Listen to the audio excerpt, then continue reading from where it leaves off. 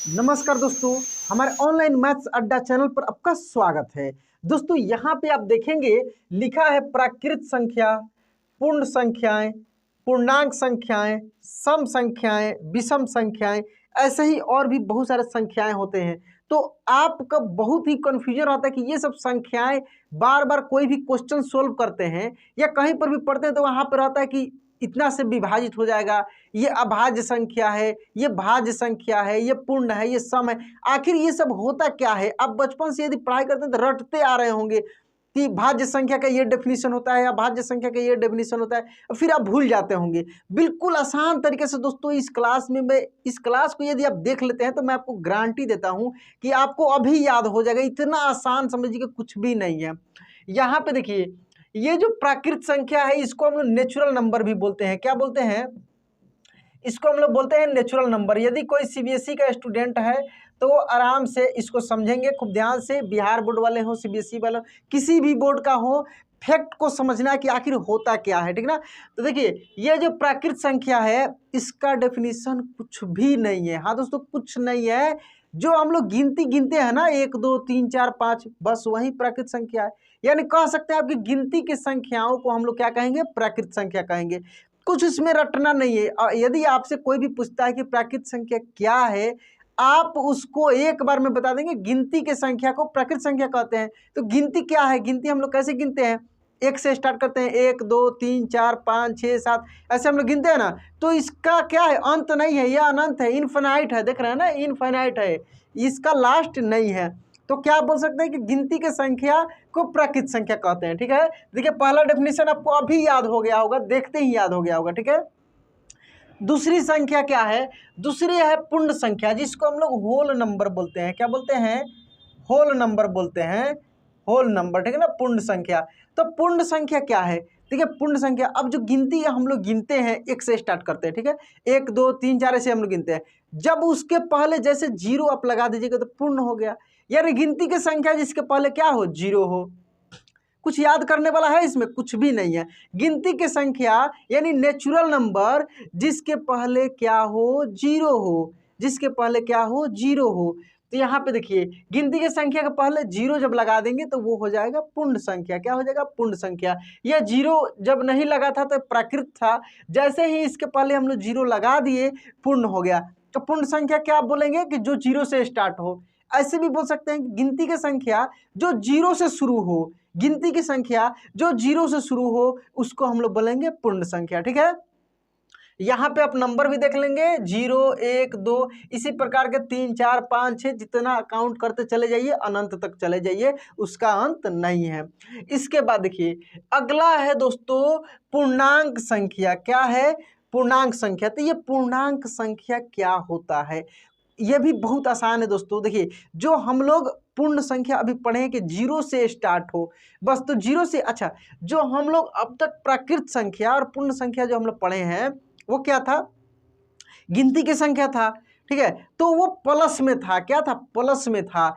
जैसे ही माइनस में भी आप आ जाइएगा, -1 -2 -3, इस तरह के -1 -2 -3 -4 माइनस लगा दीजिएगा। यानी गिनती के संख्या में जब आप माइनस लगा दीजिएगा तो वो क्या हो जाएगा? वो हो जाएगा पूर्णांक संख्या। यानी धनात्मक और ऋणात्मक, धनात्मक और ऋणात्मक गिनती की संख्या को हम लोग क्या बोल देंगे? हम लोग बोल देंगे पूर्णांक संख्या। यहाँ पे देख रहे हैं ना, इधर से थोड़ी सी ध्यान दीजिए, 0 से इधर बढ़िए आप, ये क्या है? सब प्लस में है। क्या है? प्लस में है। जस्ट इसी के जैसे इधर से इधर बढ़िएगा, ये सब माइनस में आगे तक मिलेगा। जरूरी नहीं कि 5 ही तक, -5 तक, इसके आगे भी अनंत तक जिस प्रकार से इधर है, इधर वाले में ही केवल माइनस लगा देना है। तो फिर आप बोलेंगे सर डेफिनेशन इसका क्या होगा? डेफिनेशन है कि धनात्मक और ऋणात्मक पूर्ण संख्या को हम लोग क्या बोलते हैं? पूर्णांक संख्या बोलते हैं। धनात्मक और ऋणात्मक पूर्ण संख्या को क्या बोलेंगे? पूर्णांक संख्या बोलेंगे। इतना बड़ा डेफिनेशन नहीं रटना है, ठीक है ना। इतना बड़ा डेफिनेशन नहीं रटना है, आपको इतना ही याद रखना है, ठीक है। इसके बाद देखेंगे सम संख्याएं। क्या है? सम संख्याएं हैं। काफी दोस्तों सम संख्या विषम संख्या में काफी कंफ्यूज रहते हैं। आप दोस्तों बचपन में खेल खेले होंगे जोड़ा जोड़ा का। क्या खेले होंगे? जोड़ा जोड़ा का। बहुत सारे इससे रिलेटेड बहुत सारे गेम आप देखे होंगे जिसमें क्या होता है? जोड़ा लगाना होता है, ठीक ना। अगर फुट बच गया फिर उसका जोड़ा लगाना होता है। देखिए जोड़ा फुट जो हम लोग बोलते हैं ना वही है, जोड़ा क्या है, सम संख्या है।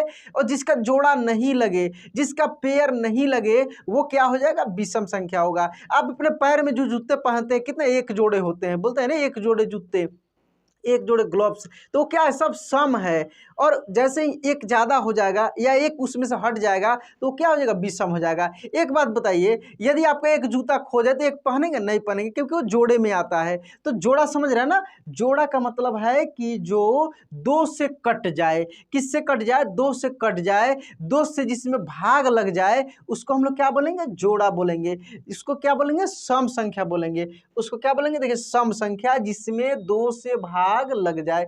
जिस भी संख्या में दो से भाग लग जाएगा उसको हम लोग बोलेंगे सम संख्या। जैसे 2, 4, 6, 8, 10, 12, 14, 16, 18, 20, इस प्रकार से इसको आप काउंटिंग करते हुए अनंत तक चले जाएंगे तो ये क्या हो जाएगा, आपका सम संख्या हो जाएगा।